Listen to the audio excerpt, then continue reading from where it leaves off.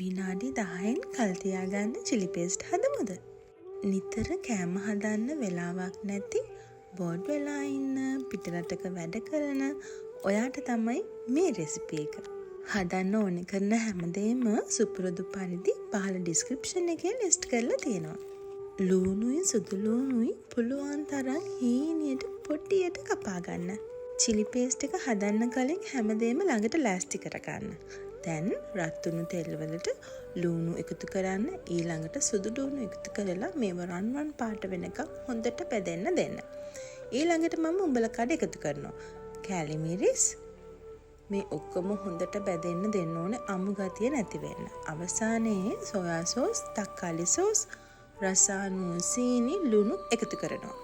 උඹල කඩ වෙනකොට ඔයාලට පුළුවන් මේකට චූටි ඉස්ස උනත් පාවිච්චි කරන්න.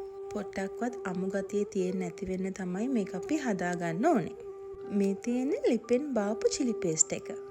කඩේ chili paste එක වගේ තෙල් බේරෙන්නේ නැහැ නේද? හදාගත්ත chili paste එක හොඳටම නිමුණට පස්සේ බෝතල් වලට දාගන්න. ෆ්‍රිජ් එකේ මාස 3-6ක් වගේ තියාගන්න පුළුවන් මේ chili paste එක ඔයා try කරන්න. ගිහින් එන්න සුබ දවසක්.